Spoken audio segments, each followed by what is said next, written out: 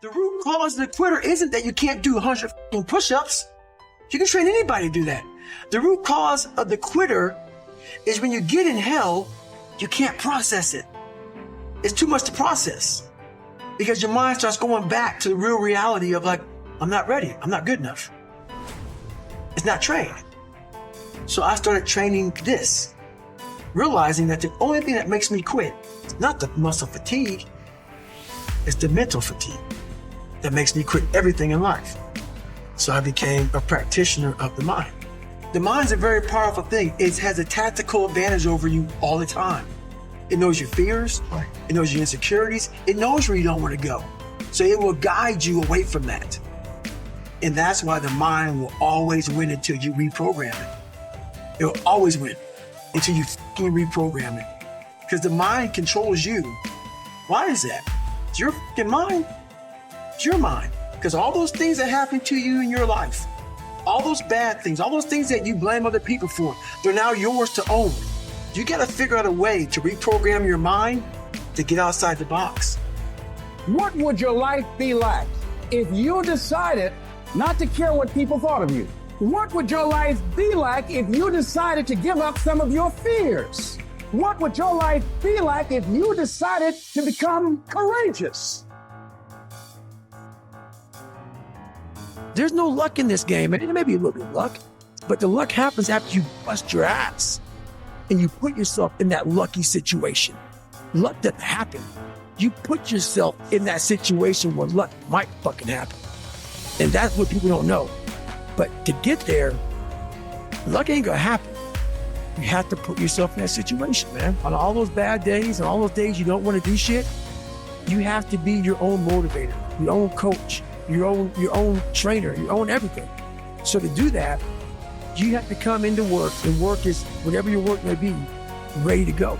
And what that means is you may have failed miserably yesterday, but you come to work like, be like, man, you just lost everything. How the hell are you just fucking damn motivated? Because this is what it takes. This is what the fuck it takes. You're setting goals you know you can reach. And when you do that, that fear, that insecurity, that doubt, that's where you grow. He's not getting that.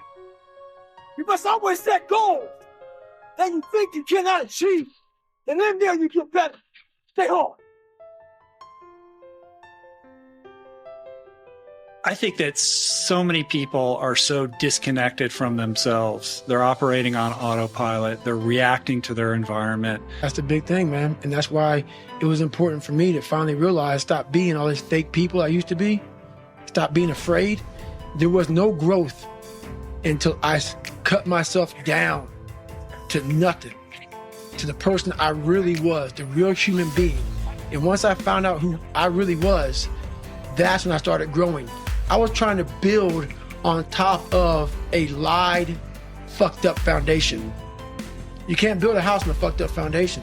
So I had to get down to the actual mineral soil of who I was, and that's when you can start real growth.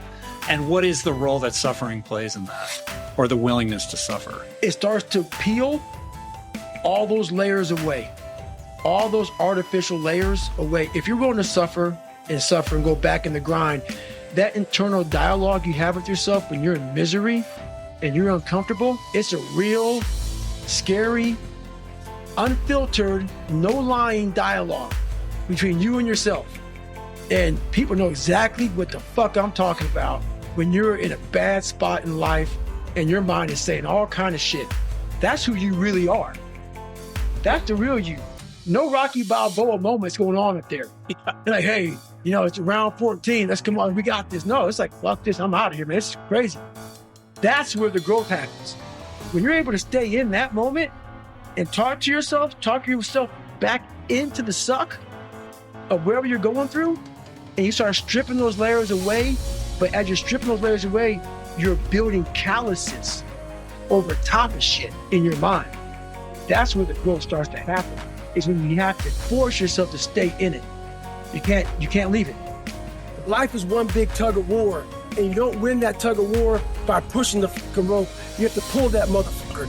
And a lot of times you have to pull yourself through life, pull yourself out of bed, pull yourself out of a funk, pull yourself out of whatever the life is throwing at you to gain that confidence. Stay in the fight, stay in the war, stay in the battle, armor your mind. The only way anything gets accomplished, you gotta work hard. I can't remember what's in this paragraph to pass this test to get in the military. Read again. Still not getting it. Read again. But if you're not getting it, write it out. And guess what happened? I got it. I can't swim. I'm negative buoyant. Go back again. I can't swim. Go back again. Go back again. Go back again. I got it. I realize if I keep going back and going back and going back, your mind will say, okay, we're gonna figure it out, because he is not going to stop. Maybe you're a piece of shit. Maybe you want to be nobody. Maybe you're happy exactly where you are in life, because obviously you are.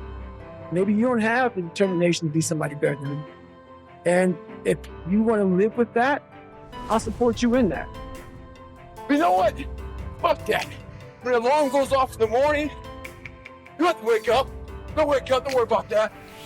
When you're in school, you know what? Fuck that, man. It's too hard to study. So don't study. You know what? Don't eat healthy, because you don't have to. So guess what? When you fail, don't blame your mom. Don't blame your dad. Don't blame teachers. Only person you have to blame is yourself.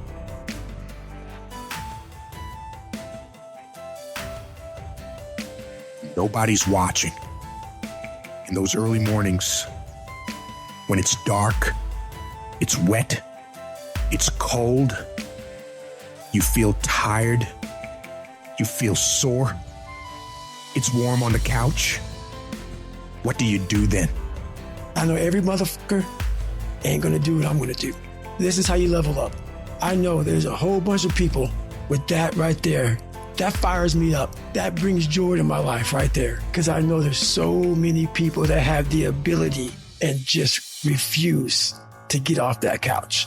Refuse to study a few more hours. Refuse to go deeper, to go further. And that's where I gain the advantage.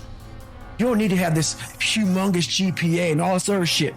What you need is the one thing I talk about in my book, which is straight up, brutal work ethic. You have to be willing to outwork everybody in the world. And that's the hard part. That's the hard part. This isn't like some 5-step process where you can do these 5 steps. You're going to end up with this magical world. No, I'm basically teaching you how to callous over your victim's mentality. I'm teaching you how to, like I did 67,000 pull-ups in training for the pull-up record. I was seriously callousing my hands to protect them. What I'm trying to do with people is teach them how to find more of themselves to where they empower themselves. I'm all about the underdog. If you want to be great, you want to be the baddest motherfucker ever at what you do, you're going to be misunderstood by everybody because you're going to be so fucking obsessed and so driven to get there. That's what it takes. Every second of your fucking life. Anybody says balance? Yeah, balance is important for a lot of fucking people. It is. But if you want to fucking go to that edge where people do not like you, don't understand you, question everything you fucking do, you've arrived. When you are misunderstood to the point where fucking people think you're psycho and you're nuts and you're this and that, why are you in the fucking gym at 1 o'clock in the fucking morning? You just got to doing an op for fucking 13, 14 hours at the Ranger School, man, at the gym. What's wrong? You will never understand what is wrong with me. And that's why I'm so fucking glad you don't. Because I'm in the right fucking spot. When people don't understand you anymore, you're in that spot of obsession and drive. Where people are like, what the fuck is wrong with this guy? I don't want to talk to you, man, because you're not going to get it.